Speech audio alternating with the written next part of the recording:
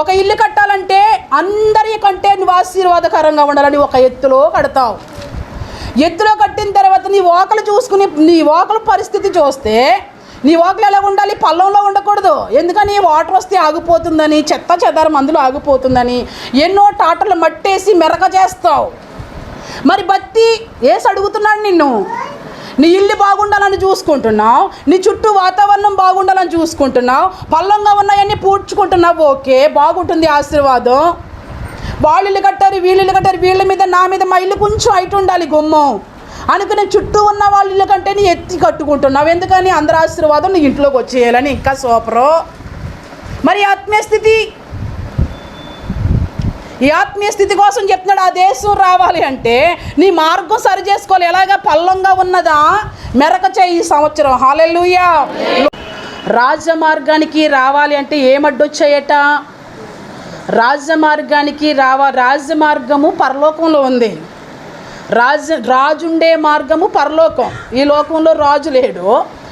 రాజు ఎక్కడున్నాడంటే పరలోకంలో ఉన్నాడు. ఆ పరలోకంలో ఉండే ఆ రాజమార్గానికి రావాలి అంటే మొదట నువ్వెక్కడికి రావాలి?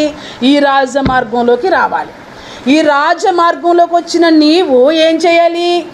ఎక్కడ రాడుందో, ఎక్కడ ఏ బండి ఉందో, ఎక్కడ నీ మార్గానికి ఏది నీ ఆత్మీయ స్థితికి అడ్డుగా వస్తున్నాయో, ఏది అడ్డుబండలుగా ఉన్నాయో అవన్నీ తీసేసుకోవాలి.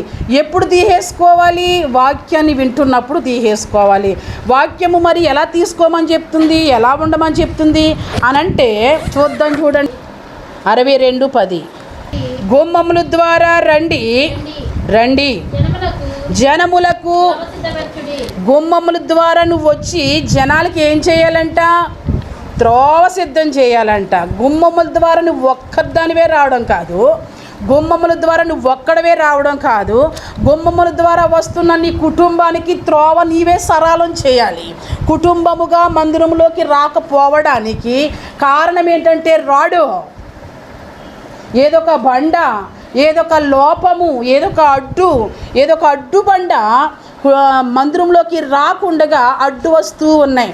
వాక్యం అంటుంది కదా, గుమ్మముల ద్వారా రండి రండి జనములకు త్రోవ సిద్ధం చేయాల్సిన నీవు ఒక అడ్డుగా ఉంటున్నావు. జనములను నడిపించాల్సిన నీవు అడ్డుగా ఉంటున్నావు. జనములకు వెలుగు చూపించవలసిన నీవు అడ్డుగా ఉంటున్నావు.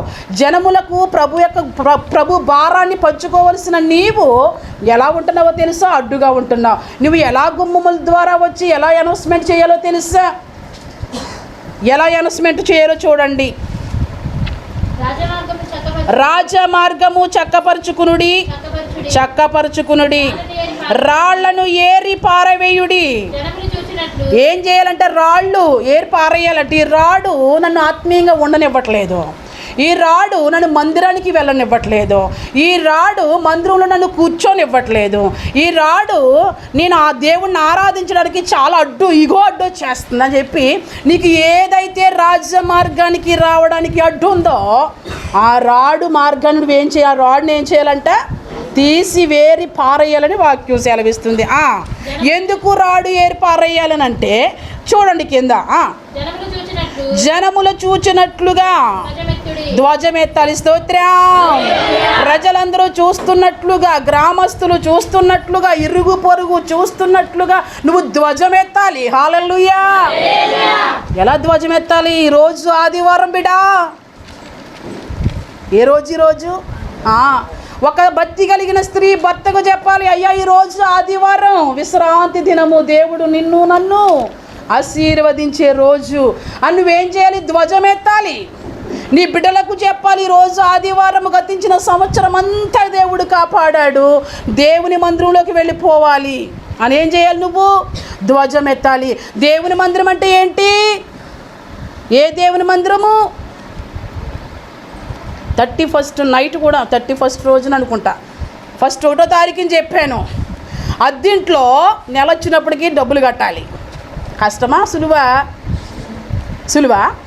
సొంతిల్లు ఉన్న వాళ్ళకి తెలియదులేండి అద్దె బాధ, ఎరువింట్లో ఉన్న వాళ్ళకే తెలుస్తుంది. అద్దిల్లు ఎంత కష్టమో, అద్దిల్లు ఎంత బలహీనతో, అద్దిల్లు ఎంత తెగుళ్ళో, అద్దిల్లు ఎంత మనశ్శాంతి లేకుండా చేస్తుందో చెప్తున్నాను. ఏ రోజు చెప్పని మాటలు ఈరోజు నేను చెప్పలా. ఆ రోజు 31వ తారీఖుని చెప్పాను. ఏమని? అద్దింట్లో చాలా కష్టం, అద్దింట్లో ఎన్నాళ్ళు ఏమి ఉండనివ్వరు. వండిస్తారా? అద్దింట్లో సంతోషం ఉండదు, అద్దింట్లో సమాధానం ఉండదు, అద్దింట్లో ఆరోగ్యం ఉండదు, అద్దింట్లో సమృద్ధి ఉండదు. నీకు కాని దానికి నువ్వు వెళ్ళినా నీకేమాత్రం నెమ్మది రాదు.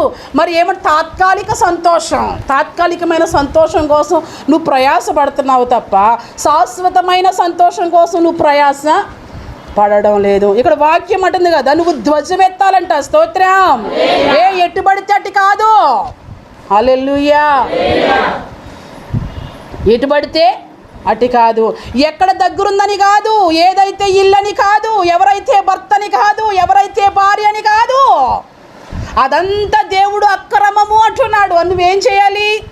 భక్తి కలిగిన పురుషుడు ఆ ఇంట్లో, భక్తి కలిగిన స్త్రీ ఆ ఇంట్లో ధ్వజమెత్తు. ఎప్పుడు? ఈ సంవత్సరం అయినా. ఎందుకు? ఈ సంవత్సరమైన నువ్వు ధ్వజం ఎత్తితే క్షేమదినం వస్తుంది. ఈ సంవత్సరమైన నువ్వు ధ్వజం ఎత్తకపోతే కీడు రాబోతుంది. ఆ కీడు కూడా నేను చెప్పే ముగిస్తాను. ఈ రెండు చెప్తాను నేను ఈరోజు. మనం ఏం చేయాలి? ఇంటిలో మనం ధ్వజం ఎత్తాలి. నేను చాలా భక్తి కలిగిన దానిని, నేను చాలా ఆత్మీయురాలిని అని చెప్పుకుంటూ సరిపోదండి. ధ్వజం ఎత్తాలి. ఎవరి కోసం ధ్వజం ఎత్తాలి? రాజమార్గం గుండా రావడానికి అడ్డుగా ఉన్నానేమో, రాజమార్గం గుండా వస్తున్నా నేను అనేకులను అడ్డుపరుస్తూ ఉన్నానేమో, సహవాసానికి రాకుండా అడ్డుపరుస్తున్నానేమో, మందిరంలో ఉండనివ్వకుండా అడ్డుపరుస్తున్నానేమో, మందిరంలో నా ద్వారా దేవునికి మహిమ రావాల్సిన దానికి బదులు, నా ద్వారా నా కుటుంబం ద్వారా దేవుని నామం మహిమపరచబడానికి బదులు నా ద్వారా దేవుని నామానికి, దేవుని మందిరానికి అవమానం వస్తుందేమో అని ఏం చేయాలి? మనం ధ్వజమెత్తుతూ ఉండాలి. మన ద్వారా బిడా దేవునికి మహిమ రావాలి. మరి అమ్మ ఎప్పుడు చూడాలన్నాము నువ్వు మళ్ళీ అయ్యి అడ్డులంటే, అడ్డులు రాళ్ళంటే ఏంటండి? లోపాలండి, లోపాలు పాపాలుని. మొన్న మహేష్ గారు నాన్నగారి కార్యక్రమానికి వెళ్ళాం, చాలా బాగా జరిగింది. మొదటి సందేశం పాస్టర్ గారిది, ప్రారంభ ప్రార్థన, పాటలు నావి. పాటలు చూసుకుంటారు. అంతకుముందు ఒక పాట పాడేశాను నేను, తర్వాత ఇంకొక పాట పాడన్నాను అన్నారు. వెంటనే వాళ్ళు నాన్నగారు ఫోటో దగ్గర ఉండి, అమ్మగారు మీరు పాడండి. స్తోత్రం. చాలా ఆనందించాను నేను. తర్వాత ఇంకో పాట పాడాను. తర్వాత ఆయనకు వాక్య సందేశం, ఆయన తర్వాత ఇంకొక ఆయనకు వాక్యం ఇచ్చారు. ఆయన పేరు ఏంటంటారమ్మా? ఆయన పేరు శాంసన్ గారు. తర్వాత మెసేజ్ తీసుకున్నారు. ఆయన మాటలు పాస్టర్ గారి మాటలు ఈక్వల్ దగ్గరగానే ఉన్నాయి. వాక్యం అంటే అంతేగాండి, మరి వాక్యము ఎలా ఉంటుంది. కానీ ఆయన ఒక మాట చెప్పారు, మేము క్రిస్మస్ ఆరాధన పెట్టుకున్నాము. మేము క్రిస్మస్ ఆరాధన పెట్టుకునేటప్పుడు ఆ రోజు వాక్యమేని ఒక కుటుంబము రక్షణలోకి వచ్చింది. స్తోత్రం.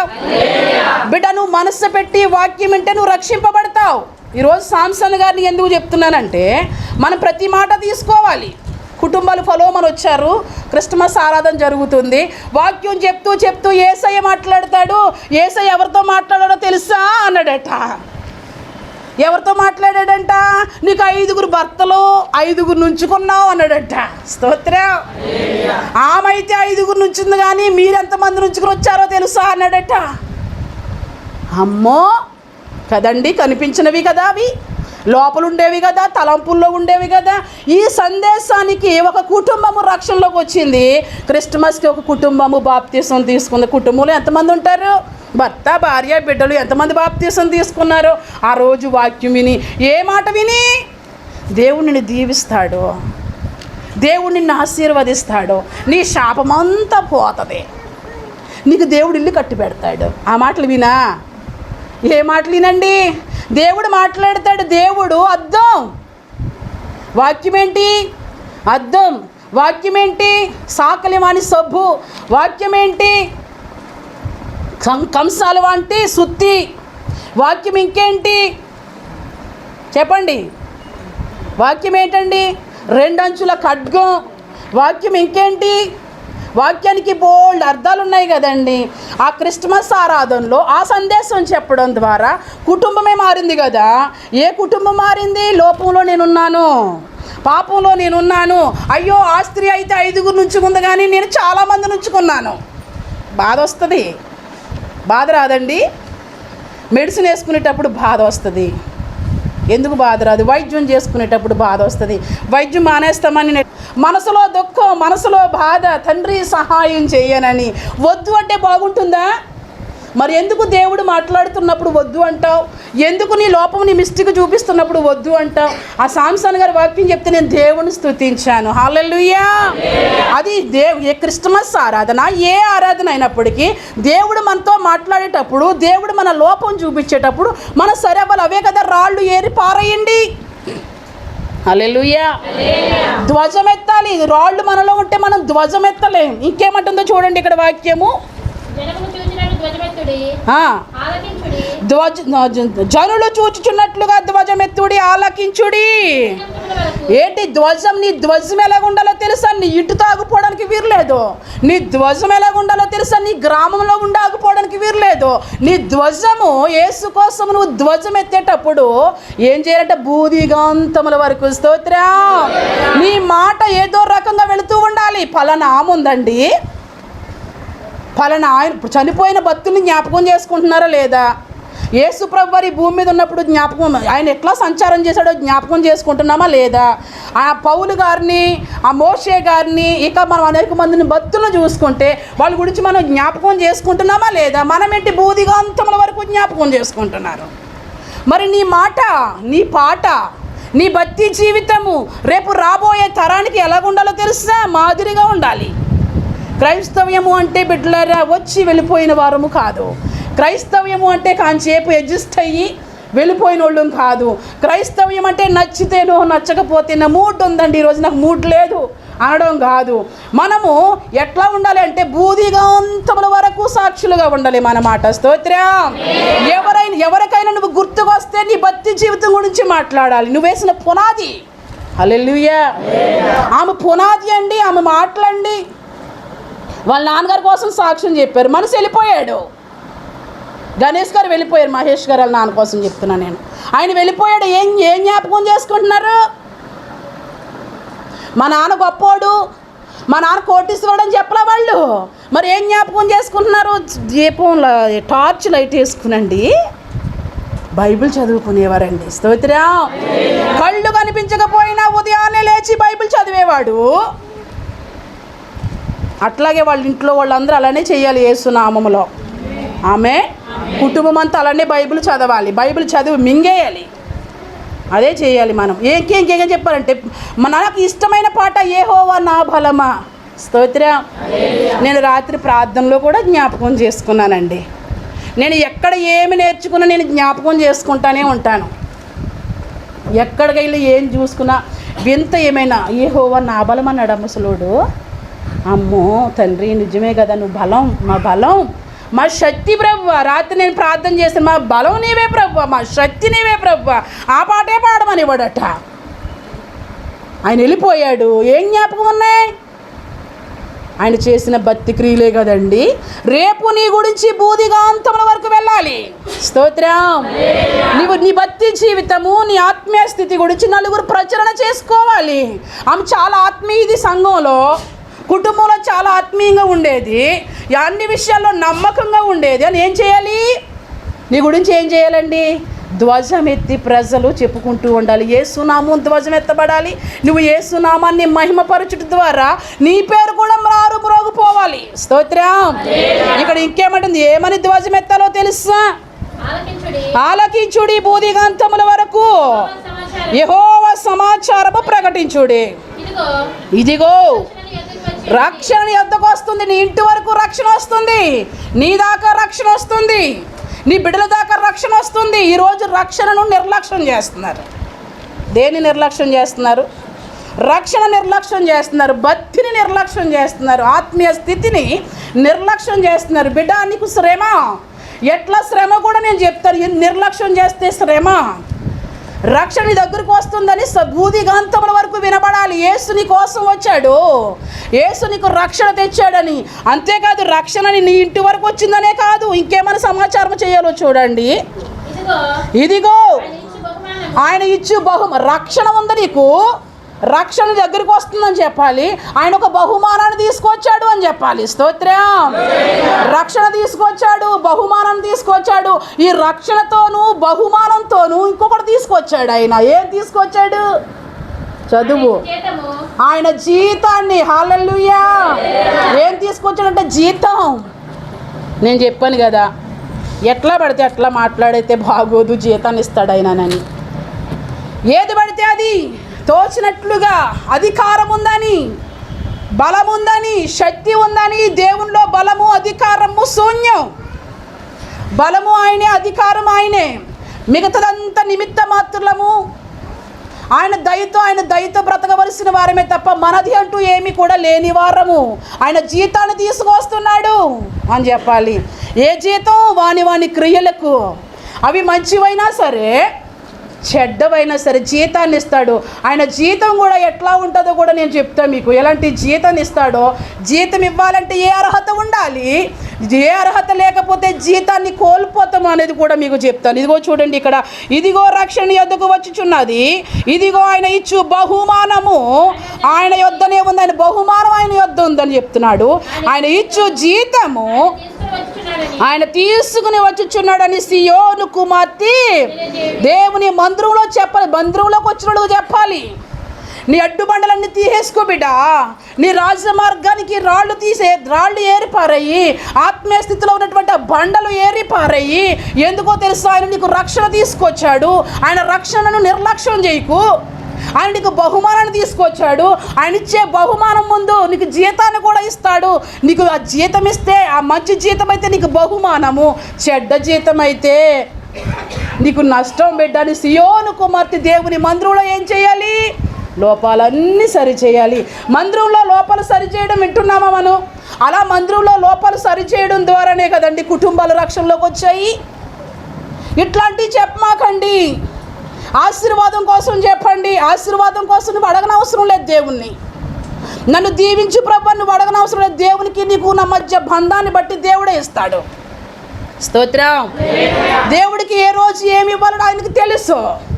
ఏ రోజుని మనం ఎట్లా ఉండాలో ఆయనకు తెలుసు. నాకేం కావాలో నీకు తెలుసు యేసయ్యా. నేను ఎలా ఉండాలో ఆల్రెడీ నిర్ణయించేశాడు. నువ్వు ఐశ్వర్యవంతులో ఉండాలో నిర్ణయించేశాడు.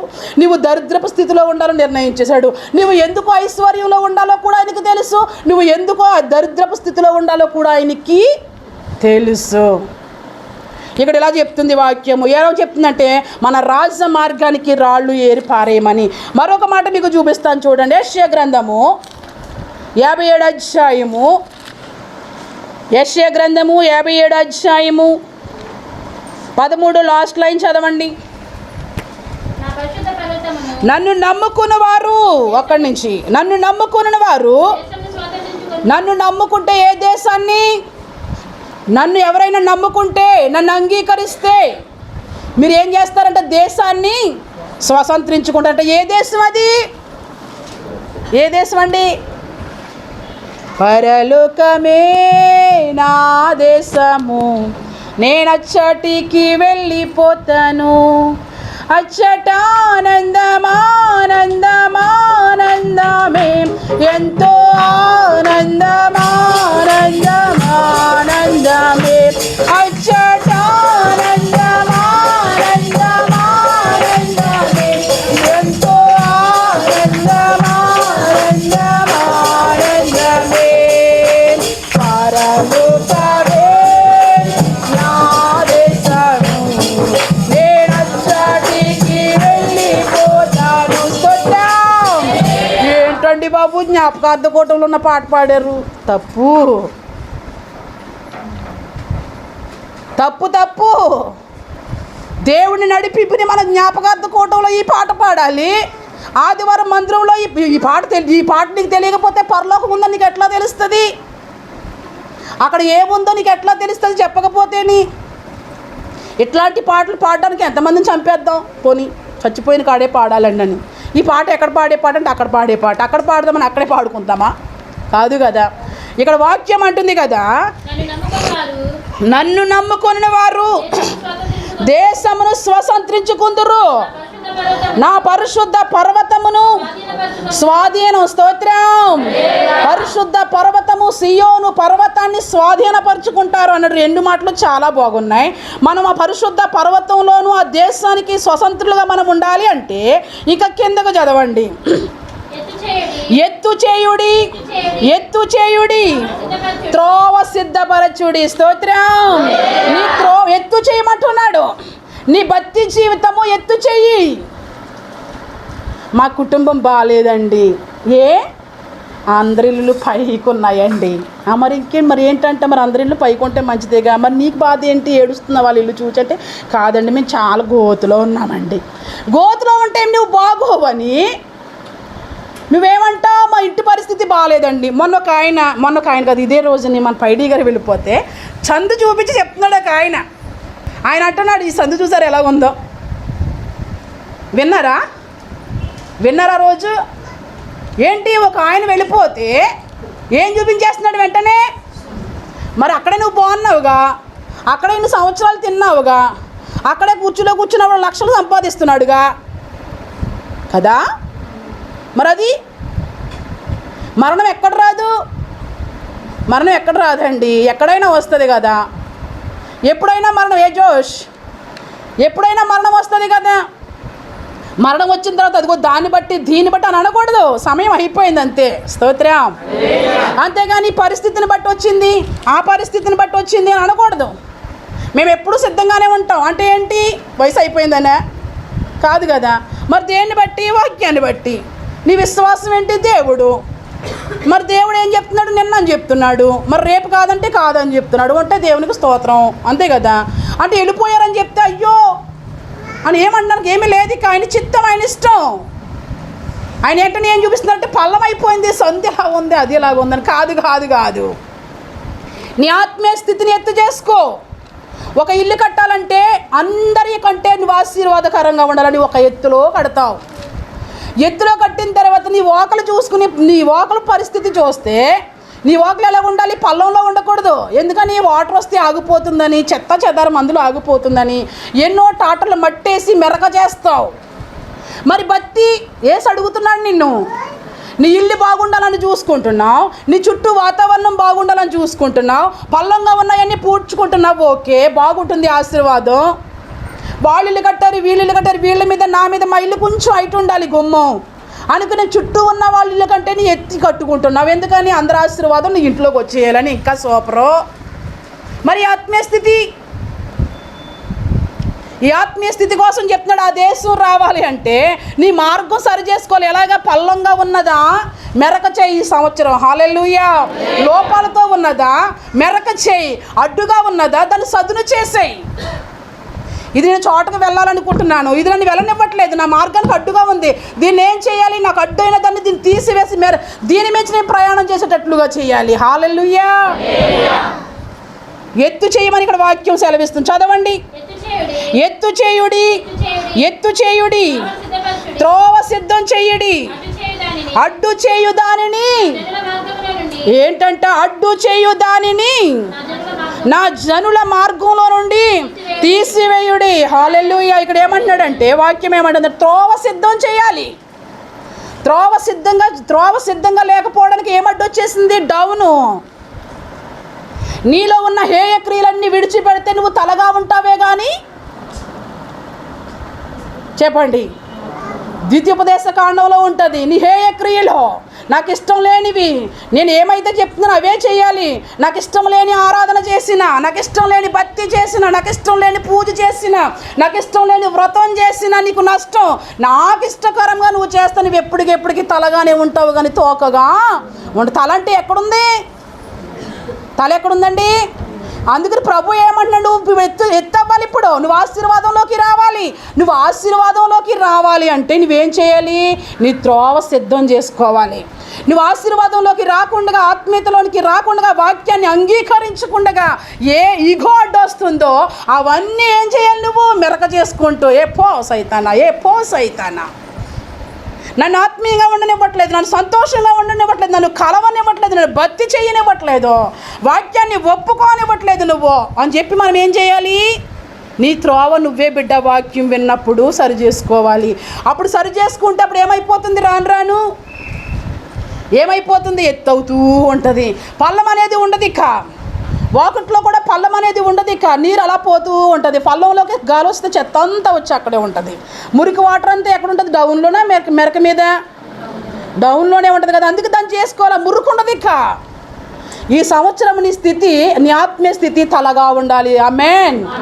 నీ ఆత్మీయ స్థితి చాలా తలగా ఉండాలి. నీ శారీరకమైన కార్యాలన్నీ తోకగా కిందకి పంపించేయండి. ఇక వాటికి అడ్డుగా ఉన్న వాటిని నరికి పారేయమని వాక్యము సెలవిస్తూ ఉంది. మళ్ళీ చదవండి ఇక్కడ ఆ వాక్యాన్ని. ఎత్తు చేయుడి, త్రోవను సిద్ధం చేయుడి, అడ్డు చేయు దానిని నా జనుల మార్గములో నుండి అడ్డొచ్చే వాటన్నిటిని తీసివేయనట్టు. లెక్కలు మనకే వచ్చు, తీసివేతలు కూడికలు కదండి. లెక్కలు ఎంత బాగా చెప్తారో. మన మార్కెట్లో ఉన్న వాళ్ళకి అంత బిఏబిఏకాములు చదవలేదు, కానీ లెక్కలు మాత్రం అప్పగిస్తే అబ్బో పండితులు, మ్యాథ్స్ పండితులు ₹1 పోనివ్వరు. ఎందుకని? చదువు లేకపోయినా మరియమ్మ కూర్చుందే ఎంత స్పీడ్గా చెప్తుందో. ఎవరైనా నాకు వస్తే అమ్మ మీ దిక్కుమాల లెక్కలకు 100 మీరే చెప్పుకోండి అని చెప్తాను నేను. నన్ను అడగండి అమ్మ, నాకు ఏ లెక్క రాదు, నన్ను లెక్కలు పాస్టర్ గారే అని అడుగుతాను నేను. వీళ్ళు ఇట్టే చెప్పేస్తారు. ఎందుకని? వ్యాపారానికి వెళ్ళి ఎంత స్పీడో లెక్కలు చెప్పడంలో, ఎంత స్పీడో. లెక్కలు నీకే కాదు దేవుడికి కూడా తెలుసు అంట. అడ్డొచ్చేదాన్ని అంతా తీసేయి అంటున్నాడు ఆయన. అందుకనే కదా పోయిన మనం 31st నైట్ నేర్చుకున్న ఫలించేది మరి ఎక్కువగా ఫలించాలని పనికిరాందాన్ని తీసేయి. స్తోత్రం. పనికి రాకపోతే తీసేయాలా? దేవుడు ఓర్పు సహనము దేవుడికి లేదా?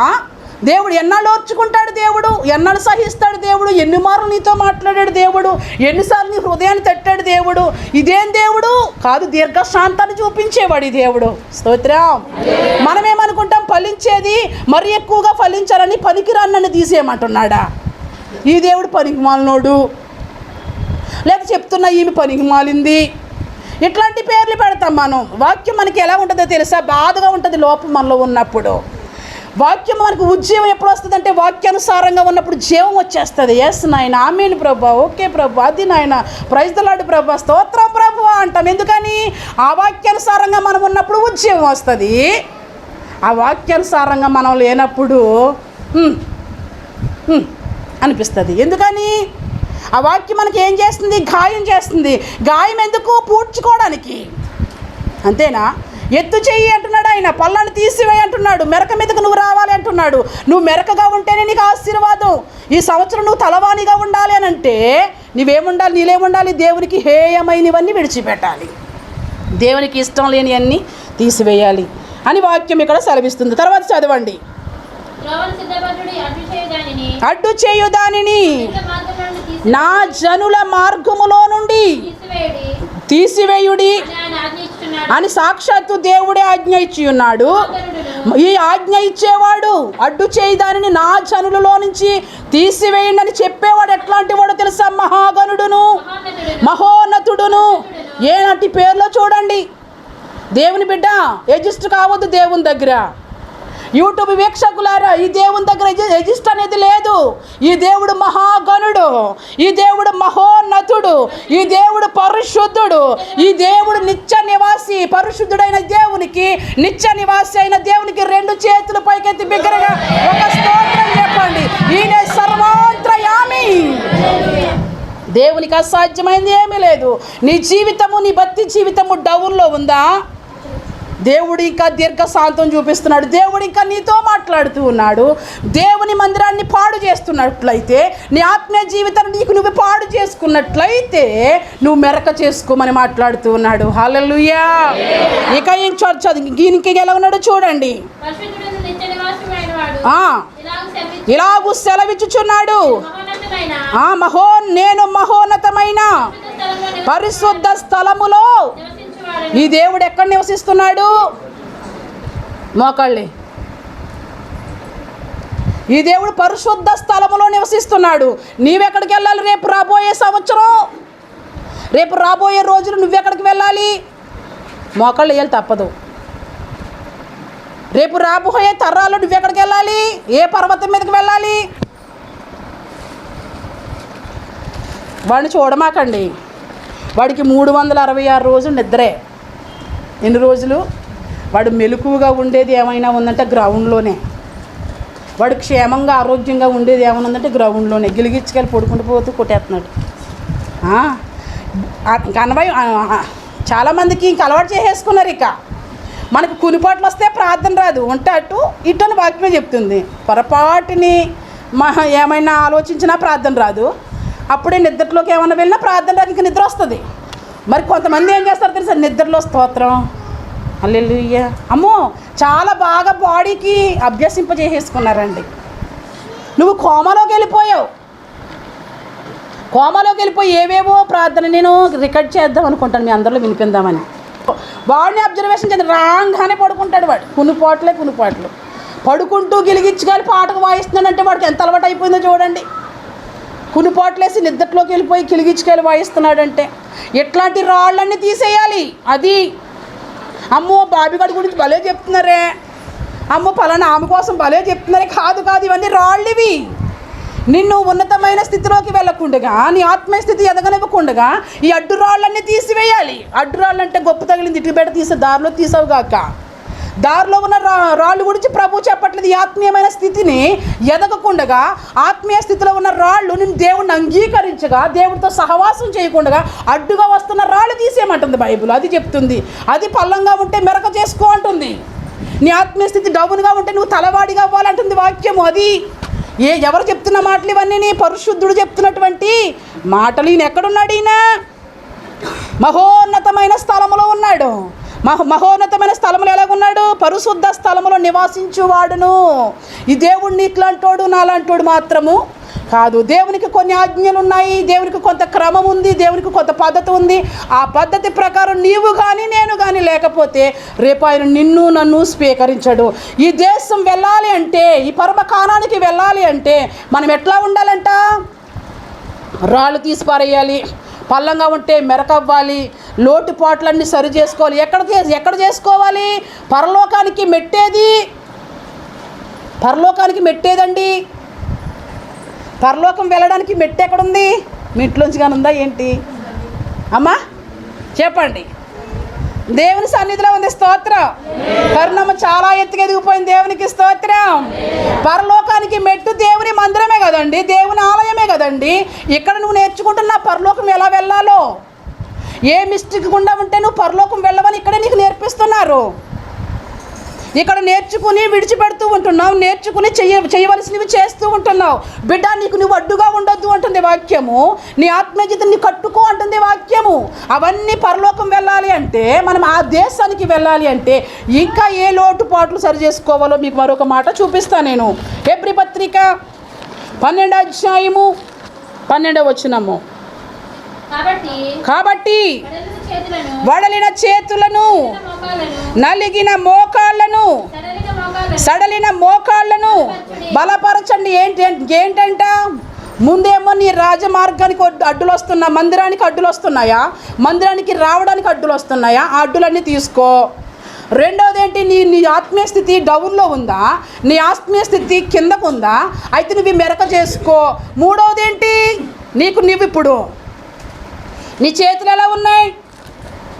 నా చేతికండి పారాణి ఉందండి. నీ చేతులు ఇంకెలా ఉన్నాయి? నా చేతికండి ఒక గాజు ఉందండి, గోల్డ్ గాజు.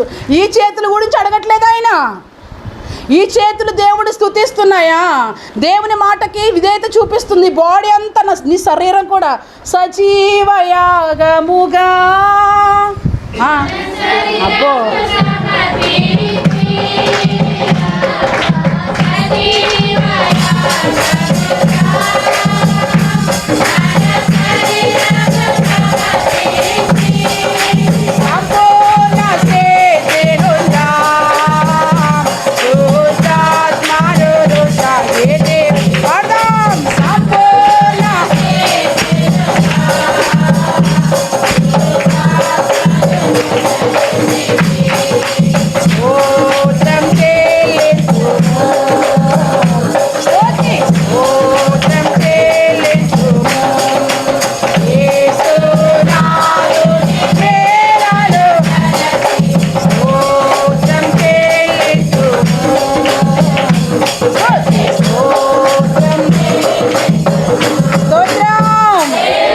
ఎలాగంట?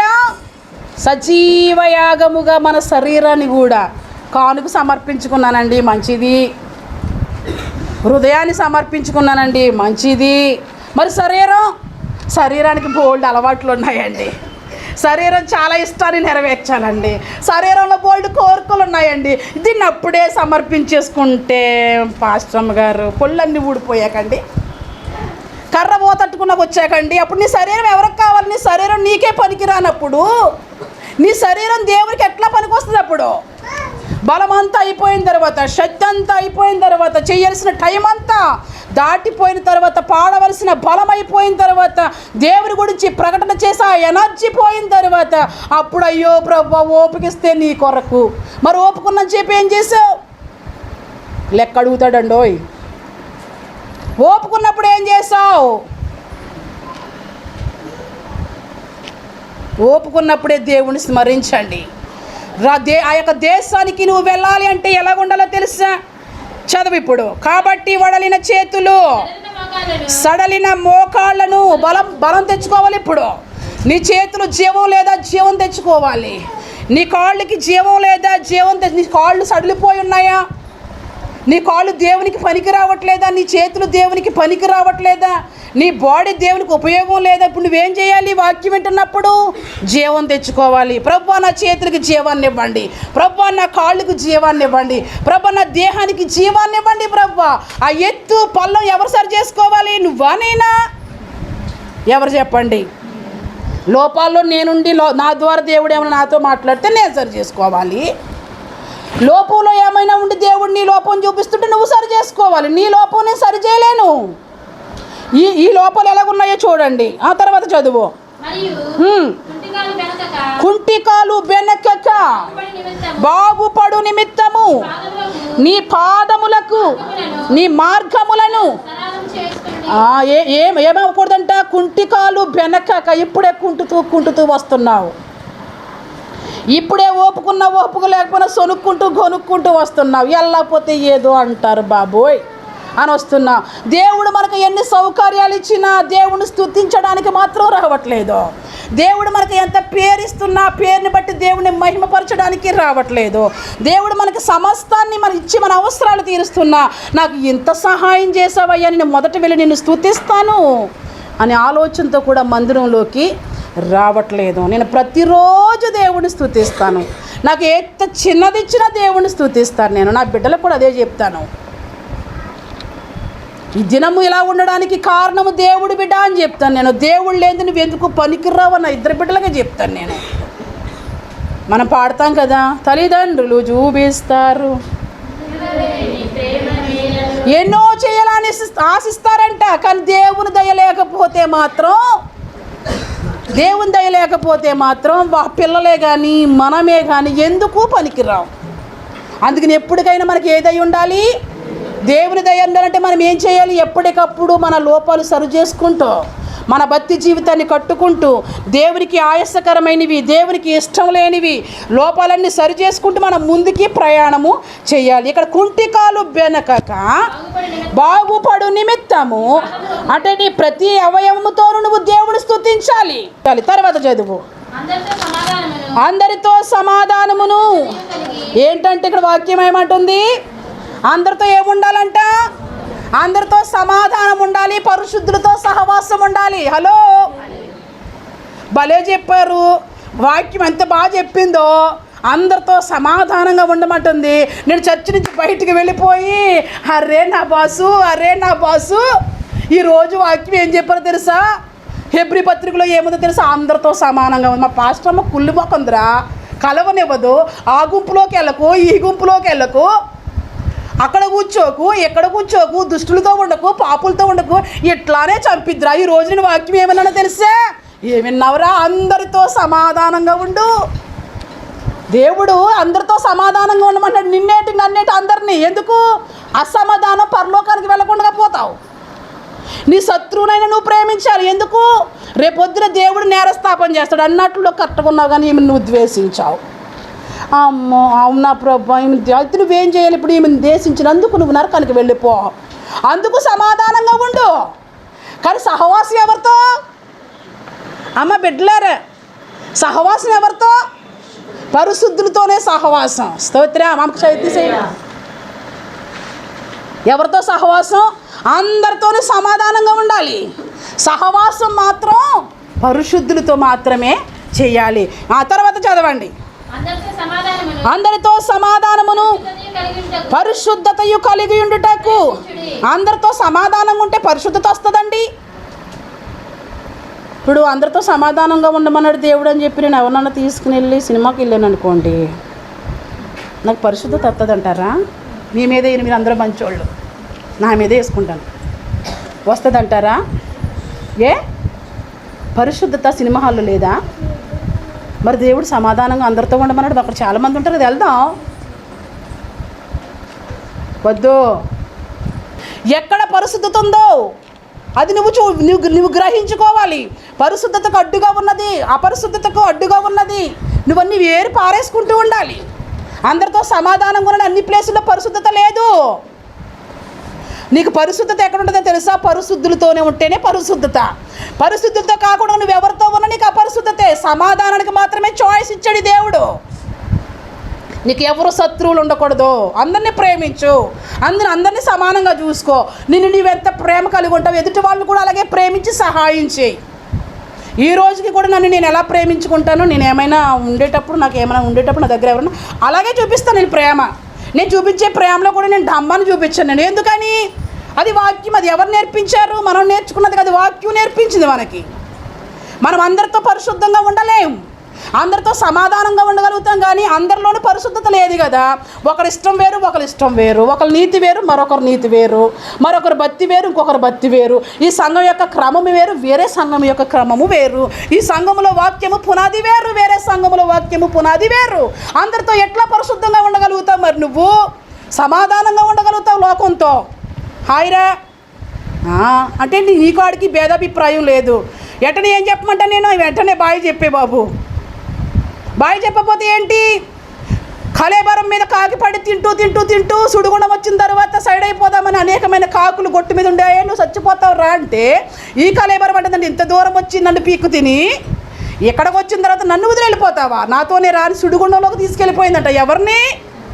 సహవాసం. త్రాగేటప్పుడు, తిరిగేటప్పుడు వాడే కావాలనుకుంటున్నావు, రైట్, మంచిదే. తర్వాత వాడికి వచ్చిన నష్టం కూడా నువ్వు పొందాలి. అవసరమా? సహవాసం చెయ్యి, చక్కగా ప్రేమగా ఉండు, ఎంతవరకు ఉండాలో అంతవరకు. కానీ సహవాసం సమాధానంగా ఉండు తప్ప సహవాసం చేయడానికి మాత్రము పర్మిషన్ దేవుడు మనకి ఇవ్వలేదు. అట్లా ఉంటే ఏ గతి పడుతుందో చూడండి. తర్వాత చదువు. పరిశుద్ధత లేకుండా ఎవ్వరూ ప్రభుని చూడలేం. కాబట్టి సమాధానంగా ఉండు, పరిశుద్ధులతో సహవాసం చేయని వాక్యం చెప్తుంది.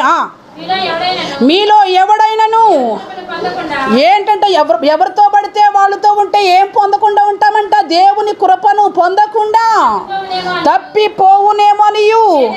చేదైన వేరు ఏదైనా మొలిసి అందరితో సమాధానంగా ఉండి అందరితో సహవాసం చేస్తే ఏ వేరు వస్తుందంట? మీరు చెప్పండి. ఇప్పుడు అందరితో కలిసి తిరిగితే నీలోకి ఏ వేరు వస్తుంది? చెప్పాలి. నేను దేవుణ్ణి నమ్ముకున్నాను, దేవుడు నాకు ఇలా బోధిస్తున్నాడు అన్న వాళ్ళందరూ చెప్పండి. నువ్వు అందరితో కలిసి తిరిగితే నీలోకి ఏమొస్తుంది? ఏ జీన్స్ వస్తున్నాయి? చేదు వస్తుంది. చేదు ఏం చేస్తుంది? మంచిదా? నీ బాడీ అంతా పాడు చేసేస్తుంది. ఈరోజు నీ బాడీ అంతా పాడైపోవడానికి ఏ చేతికి నువ్వు తావిచ్చావు, ఏ చేతికి నువ్వు ఆస్వాదించావు, ఏ చేతికి నువ్వు దారిచ్చావు, రా నాలోకి అని ఆహ్వానించావు. దాన్ని ఆలోచన చేసుకో. ఈ సంవత్సరం నువ్వు తలగా ఉండాలనుకుంటున్నావా, తోకగా ఉండాలనుకుంటున్నావా? నువ్వు తలగా ఉండవలసిన దానివైతే ఎత్తులన్నీ ఏం చేసుకోవాలి? మెరకంతా ఎత్తు చేయాలి, పళ్ళమంతా పూడ్చుకోవాలి, నీ రాజమార్గంలో అడ్డులు తీసేసుకోవాలి, నీ భక్తి జీవితంలో ఉన్నటువంటి లోపాలన్నీ సరి చేసుకోవాలి. అప్పుడే కదా తల. హల్లెలూయా.